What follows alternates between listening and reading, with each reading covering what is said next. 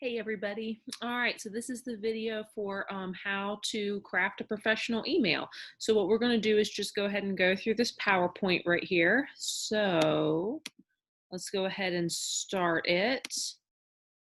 All right, so professional emails, when to send them, why to send them, and how to send them. So what I want you to do is as I go through the PowerPoint, go ahead and fill out your guided note sheet. So, what do you already know about professional emails? So, what I want you to do is use the circle map template that's on slide 4. And if you don't have the template, what you can do is just go ahead and get a piece of paper and draw a circle on the paper, and then draw a small circle on the inside of the paper and write professional email. So, you're going to see an example on the next slide. There it is. So go ahead and just draw a big circle and then put a little circle in the middle and write professional email. Okay, professional. All right.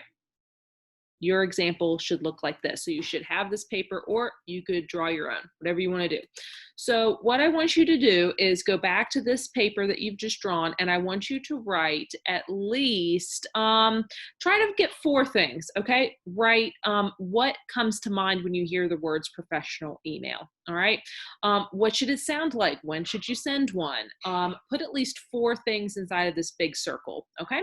And you can put them anywhere you want to inside the circle. So go ahead and pause the video right now and go ahead and work on that.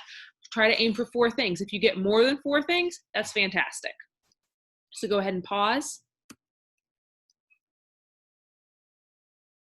All right, so see, look, you probably got more than 4. You probably know more than you think. So before we go into how to write professional email, I want to share with you some emails that I have received from students. Let's look at 3 example messages. And what I want you to do is when we look at these, I want you to identify one element, so one thing that you would improve in these messages. Use your circle chart to refer back to what you already know, okay? Names have been omitted to protect the guilty. So don't send me a bad email because then you might appear on this PowerPoint presentation. You never know.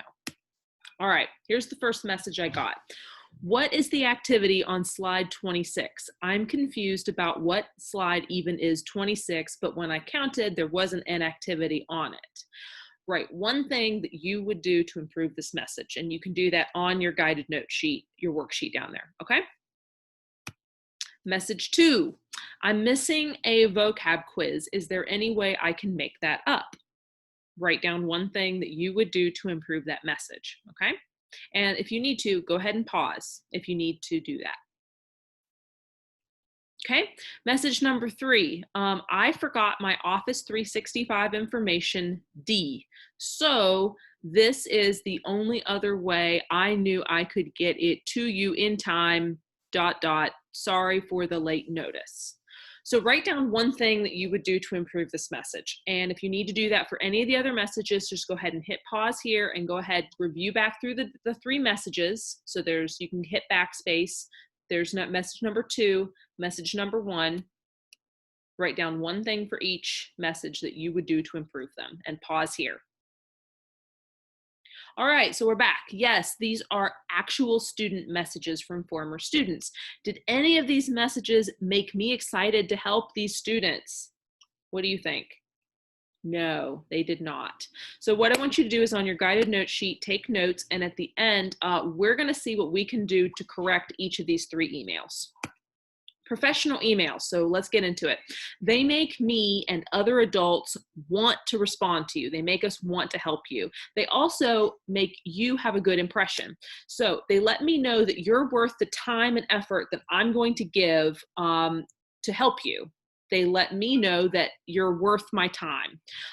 They also allow you to get what you want, and they make me, the recipient, or another adult that you're asking for help from, happy to help you. And when people are happy to help you, they're going to help you a lot more.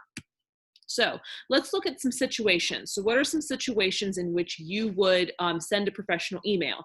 You could be requesting a job or an internship. You could be requesting scholarship information. You could be corresponding. That means sending information between a teacher or an administrator. So maybe you need to email Ms. Duvall or Ms. DeVito about something. You could be writing a company about maybe a product you got was defective and you need to send it back. You're going to be getting packages from Amazon or getting packages from a company. Maybe something comes and it's not up to standard. You need to send it back. You're going to get a higher likelihood of getting your refund and having people help you if there's an issue if you're polite and professional. So why do we send professional emails? Why can't we just send a text message? People are really busy. You're going to help yourself stand out. You're going to let people know that you are worth the time to help if you come across as polite, professional, and knowledgeable. They're going to, again, the key is make adults excited to help you, hire you, and pick you because there's a lot of other people and you want to stand out. All right, so we're going to make a good impression. What are some things we can do to make a good impression? We're going to use correct spelling, punctuation, and grammar. And we're going to greet the person by their title and their last name. And we're going to be brief in our message. Okay, so here's some things, again, you can do to make a good impression. Again, use correct spelling, punctuation, and grammar. So in order to do that, you're probably going to need to proofread. You need to be specific in your request. So don't go off on tangents or digressions, just be direct and to the point. Don't overshare personal information. This is another thing that sometimes students do is oversharing. And we know you have a lot going on in your life. There's a lot happening, but you want to just be very clear and specific about what message you want to share. And then down here, we're going to include 7 core elements. It seems like a lot, but it's really not that bad. Okay. We're going to go over what those 7 core elements are.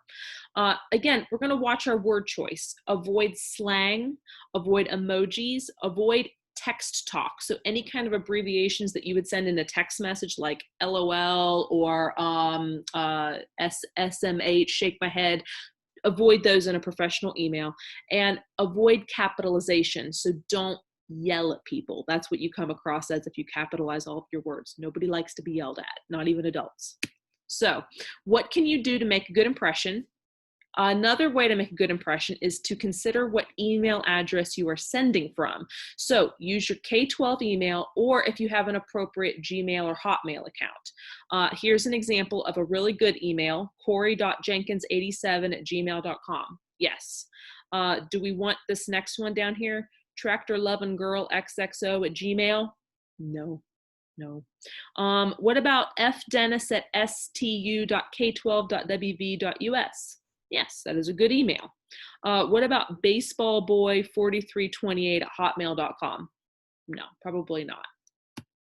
All right, so now let's go ahead and get into the 7 core elements of a professional email. So this is what it looks like usually when you open up your phone. This is a new message. You're gonna start with your subject line. And if you open up an email, it literally says it right there for you with a colon, subject. You're gonna keep it short, 3 to 4 words. It's kind of like a book or a song title. It's going to be written in the subject bar here. So don't put it in the body. Don't put it in the to area. Put it right here in subject. Okay. You want to avoid adding additional messages. Just keep it short. Think of this as like the title of a book. And let's go ahead and practice one. So if you wanted to ask your teacher about a missing math grade, what do you think that the subject would be? Go ahead, brainstorm, pause here. Yes, very good. So it would probably be missing math grade. That would be a very simple subject to add. So just additionally right here, sometimes on emails, if you click down this plus sign, you'll see CC and BCC. So BCC, if you put another email address in there, that person is going to also get your email, but the person on the to line won't know that the other person is also receiving this email. So let's say you want to send it to Sally and to Carrie, and you put Carrie under BCC, Sally won't know that Carrie is also getting this message, okay? Now let's say you want to send a message to Bob and Sue. Let's say you send a message to Bob. You put Sue's name under CC right here. Bob is going to see Bob is going to see that Sue got the message if you put it down there. So let me go ahead and read this passage out to you. The second line, the BCC and the CC are for including other people on your message. CC means carbon copy. So the person in CC and the person in to will both see your message. If you put an address in BCC, which means blind carbon copy, the recipient in BCC will get your message, but the recipient in the to line won't know it, okay? So make sure you have everything down there on your guided notes page. We're going to go on to the second element, the salutation. So if you're speaking with an adult, you never want to address them by their first name unless you absolutely are good family friends of yours, okay? You always want to address an adult by their last name and their salutation. So their title, Dr., Miss, Ms., Mrs., Professor, Mr., and their last name. So listen for how people address themselves and don't assume. The easiest way, if you're speaking with a woman over 18 and you don't know her marital status or how she prefers to be called, it's safest just to use MS period, okay? If a married professional woman wants to be called Mrs., use Mrs. and her last name, okay? And if someone has spent the time to get a doctorate, address them as doctor and their last name, okay?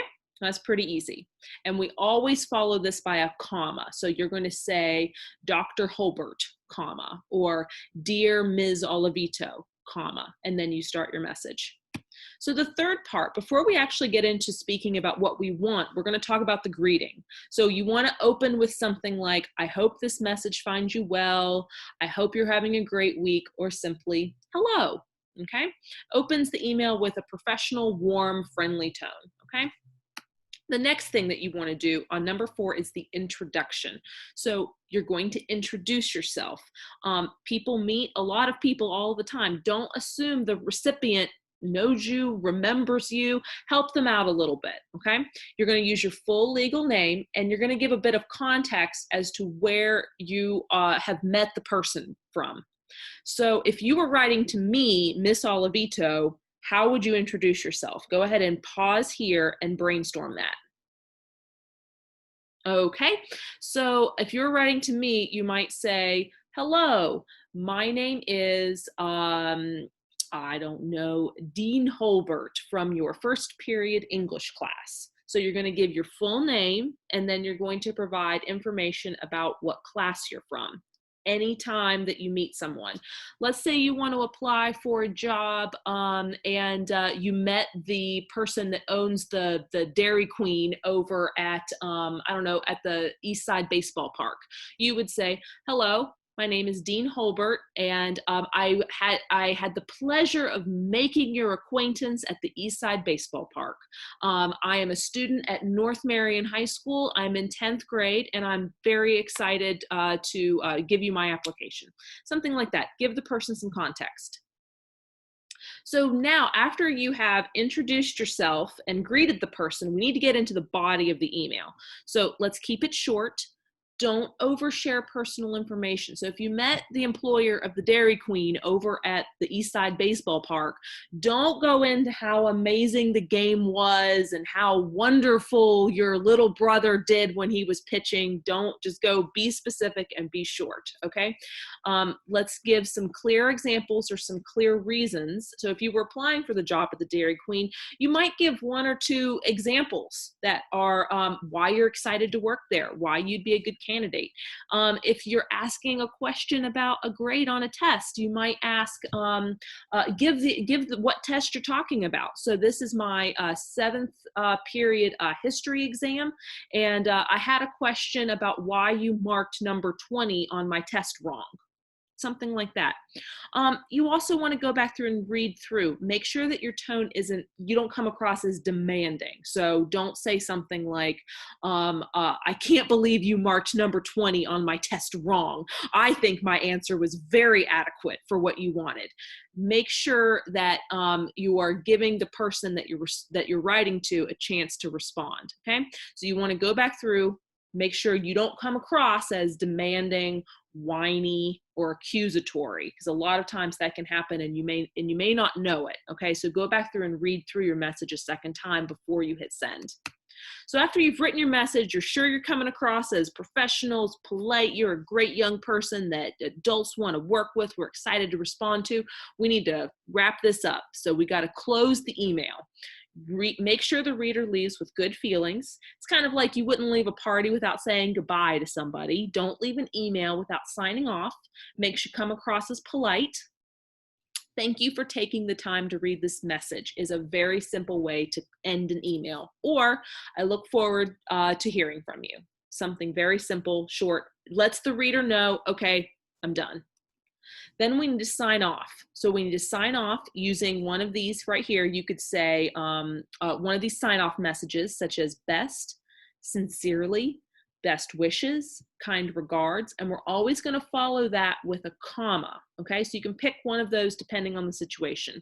Then you're going to put your full legal name, no nickname, put your email address and your cell phone number, just in case someone needs to print out this email and give it to somebody. They want all the information on the email. They don't have to go look it up, okay? For the purpose of this assignment, if you don't want to give me your cell phone number, that's fine, I get it.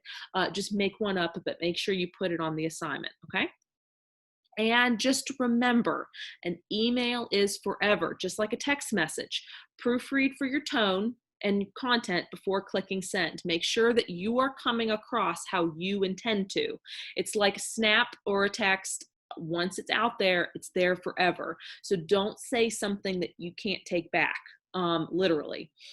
Take one more look at the tone and ensure that you are coming across how you want to present yourself. So if you want to present yourself as a intelligent and well-spoken and interested person, make sure that that is what your message intends to say, okay?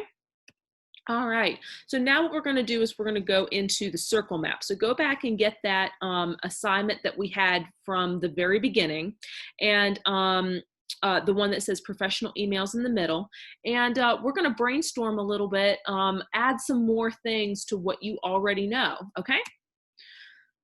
All right, so what I want you to do is go ahead and add 3 or 4 additional things to that beginning circle map that you learned as a result of listening to this PowerPoint. All right, so I'm going to go ahead and end this video here, and you can pick back up with our next video, which is professional emails and texting, and that'll be about comparing and contrasting, so looking for the similarities and the differences between emails and text messages, okay? So go ahead and work on that. Get your circle map from the beginning back out. It's this one right here. Let's go back to the beginning.